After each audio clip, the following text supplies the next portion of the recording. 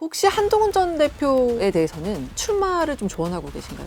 나올 수 있는 데가 현재로는 두 군데 아닌가. 그래도 당선이 될 지역에 나가라 이런 말씀이신 거군요. 둘 다 가능성이 있다고 봅니다. 한동훈, 이준석 이 두 사람의 관계는 어떻게 전망하고 계세요? 협력하면서 경쟁할 수 있는 관계라고 생각해요. 정치라는 것은 원래 그게 정치 아닙니까?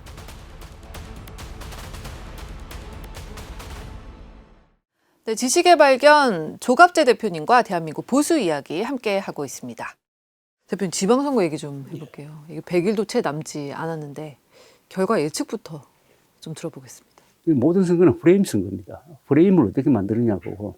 이번 지방선거의 프레임은 정상적으로 하면은 야당이 살아 있었으면은 지금 민주당의 무리, 검찰청 해체, 사법부 옥죄는 걸 감안한다면은 당연히 이번 선거는 이재명 정부 견제 선거가 돼야 돼요. 원래는 그렇죠. 원래는 그런데 지금 윤석열, 장동혁 그리고 부정선거 음모론 때문에 프레임이 어떻게 바뀌었느냐 하면은 장동혁, 극우, 윤석열 잔존 세력 심판 선거로 가버린 거 아닙니까? 간단히 줄이면 극우 심판 선거가 된 거예요. 민주당이 내란 종식을 완결해야 된다, 지방선거를 통해서. 그 주장이 힘을 받을 수밖에 없는. 그렇죠. 근데 선거 프레임이 이재명 폭정 심판으로 가면은 아마 그 여론 구도가 아무리 불리해도 6대4 정도 나올 거예요. 근데 극우 심판 선거로 가면 8대2 돼버립니다. 8은 여당 쪽이고 2는 국힘당 쪽입니다. 이 정도 되면은 서울시장이랑 부산시장 여기도 지키기가 어렵다고 봐야 되나요? 저는 대구시장도 어렵다고 봅니다. 아, TK도 지금 상황으로선 국민의힘이 어렵다. 그럼 아무것도 배출을 못할 수도 난 있다고 그럴 수도 있다고 봐요. 이게 산사태처럼 아직도 선거 많이 남아 있습니다. 이 기간에 무슨 일이 또 더 벌어질지 모르는데 이미 장동혁은 돌아갈 수 없는 다리를 건너고 그 다리에 불까지 질러버리니까 돌아갈 수 없게 돼버렸잖아요. 노선 수정이 안 되게 돼버렸잖아요. 유일하게 변수는 국민의힘 당원과 의원들이 들고 일어나가지고 장동혁 체제를 밀어내고 비대위 체제로 가는 거지. 장동혁 대표가 이런 말을 했더라고요, 인터뷰에서. 서울시장, 부산시장 이거에 본인의 정치 생명을 걸겠다라고 했는데 서울시장, 부산시장을 뺏기면 장동혁 대표가 물러날까요? 장동혁 대표 이야기는 무조건 거짓말이라고 판단하고 네. 혹시 사실이 있는가라고 해야 되는데 그거 거짓말 아닙니까? 아니 그게 정치 생명을 걸 사람이 좀 이런 식으로 한동훈을 몰아냅니까? 말과 행동이 맞지 않다. 한동훈 몰아내고 서울에서 표 달라고 할 수가 있습니까? 서울에서. 서울은 그래도 가장 가능성이 있는 데였잖아요. 네. 근데 이렇게 오세훈 서울시장의 지지 기반을 앞장서서 무너뜨리고 있는데 그래 놓고 서울시장에 생명을 걸겠다고 하면 뭐 안 믿어야지. 오 시장 공천 안 준다는 얘기까지 나오고 있더라고요. 그게 가능할까요? 그럼 그때부터 그것도 큰 문제거리가 되는 거죠. 얼마나 무리를 해야 되겠습니까? 얼마나 무리를. 그러니까 앞으로 공천 과정에서 심각한 사태가 계속 터질 거라고 봅니다. 보수를 재건할 사람으로 한동훈 전 대표를 주목해서 보고 계시는 거죠. 그렇습니다.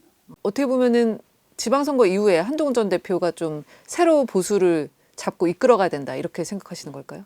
그리고 개혁신당 이준석 대표와 대표 역할도 있고요. 아. 저는 한동훈 전 대표에 대해서는 뭐 비판적일 때도 있었고 긍정적일 때도 있었지만은 12월 3일 역사의 결정적 순간에 한동훈의 선택이 옳았어요. 그러니까 한동훈의 선택이 옳았고 윤석열의 선택이 틀렸고 장동혁은 그 윤석열의 선택을 따르기 때문에 저렇게 코너로 몰리고 있어요. 네. 그러니까 역사의 가는 방향에 올라탄 사람이 한동훈 전 대표예요. 그리고 친일 쿠데타를 막는데 가장 앞장섰던 사람이거든요. 그래서 그 순간부터 한동훈이라는 정치인은 다른 정치인과 다른 역사성을 갖게 됐습니다. 그러면 큰 정치인이 될 수 있는 자산을 만들었고 이 사람이 말과 글이 되는 사람이고 행동이 빨라요. 난 이걸 굉장히 중요시 하는데 현대 정치는 행동이 빨라야 되거든요. 네. 거의 빛의 속도로 하잖아요. 그날 예컨대 12월 3일 선택도 행동이 빨랐기 때문에 성공한 거예요. 그때 좌고우면했으면 어떻게 됐을까요? 그때 여당에서 이 친일 쿠데타를 막을 수 있는 사람이 3사람이었어요. 한동훈, 신속하게 행동했습니다. 한덕수 이분은 머뭇했어요. 그다음에 추경호 이 사람은 당사와 국회를 왔다 갔다 했어요. 그리고 장동혁 이 사람은 유턴해 버렸잖아요. 네. 따라왔다가 다시 뭐 돌아가서 그러니까 그날에 있었던 네 사람의 선택을 한번 보십시오. 완전히 자신의 미래를 결정해 버리잖아요. 예. 역사의 결정적 순간에는 역사가 기다려주지 않습니다. 본인의 실력대로 평가받아요. 어떻게 보면 그게 운명이에요. 그런 선택을 한동훈 전 대표가 정확하게 한 거예요. 이번 6월 3일 지방선거에 국회의원제 재보궐선거도 치러지는데 미니 총선급이 될 거다 이런 얘기들이 나오더라고요.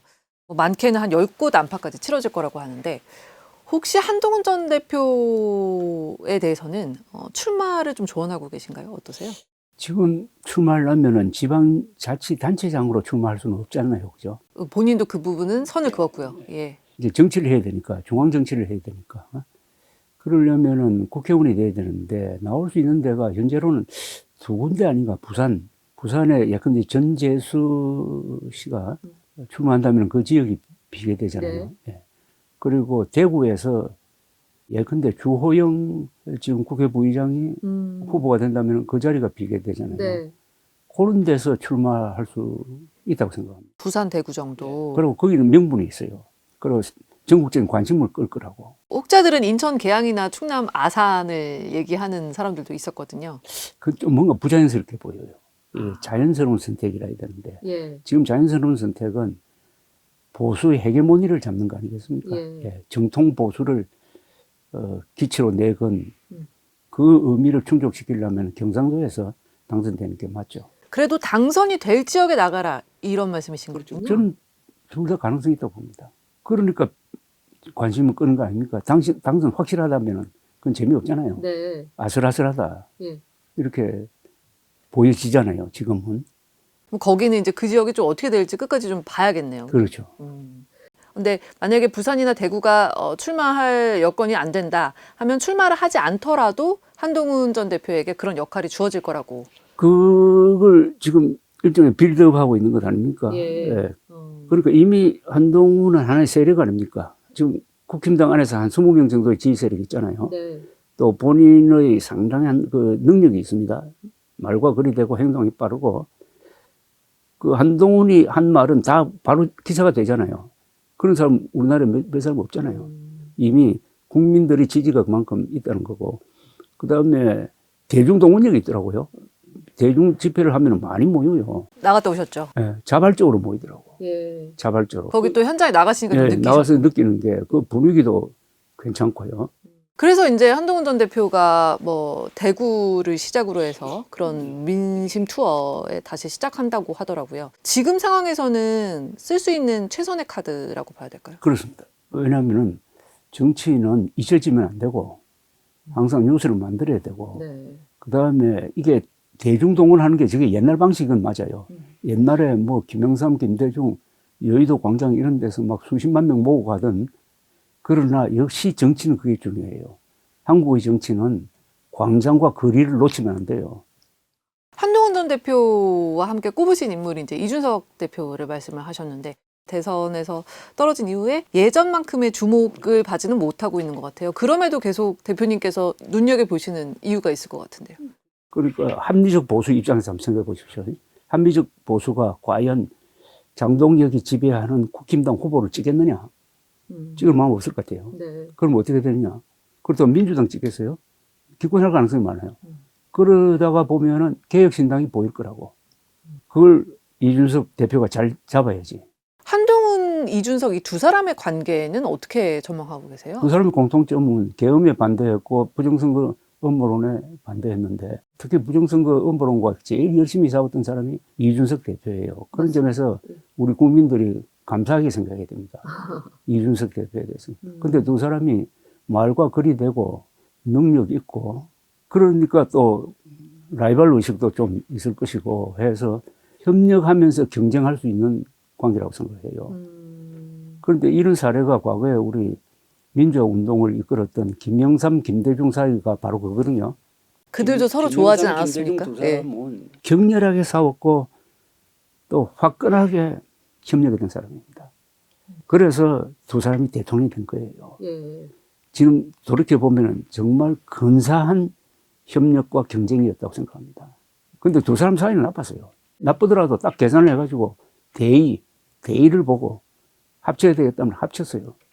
또 어느 시점이 되면은 그렇죠. 예, 결단하고 협력할 수도 있다. 대표님 기대하시는 것 같고요, 또. 정치라는 것은 예. 원래 그게 정치 아닙니까? 생각이 다른 사람들끼리 만나는 게 그 정치고, 같은 사람끼리 만나면은 그게 패거리가 되어버리잖아요. 이재명 정부 얘기 예. 좀 해보겠습니다. 아직 출범한 지 1년이 되지는 않았습니다만 그래도 대표님께서 어떻게 보고 계신지 평가를 좀 듣고 싶어요. 지금 저는 65% 나오는 지지율이 예. 객관적인 평가로 봅니다. 잘하고 있다. 상당히 잘하고 있는 거죠. 잘하고 있는 거가, 저분이 우선 성격이 아주 명랑한 사람이거든요. 낙천적이죠. 그리고 아주 디테일이 강해요. 네. 특히 그 정부 부처 업무 보고를 받는 걸 감아 지켜보니까 처음보다 점점 잘하더라고요. 행정의 디테일에 강해요. 그리고 실용 노선을 가려고 노력을 하고 있다고 봅니다. 예. 그러나 걱정거리가 있어요. 그게 바로 검찰청 없애기로 한 거. 그리고 사법부 압박하는 이른바 3법 무리하게 하는 거. 이거는 법을 통과시킬 수 있겠죠. 있는 다음부터 이제 그 역풍을 어떻게 감당하느냐. 근데 민주당 내에서 그 흐름을 돌리기는 어려워 보이던데요. 그건 이재명 대통령이 필요하면 거부권 행사도 해야지. 거부권 행사해야 된다고 봐요. 저는.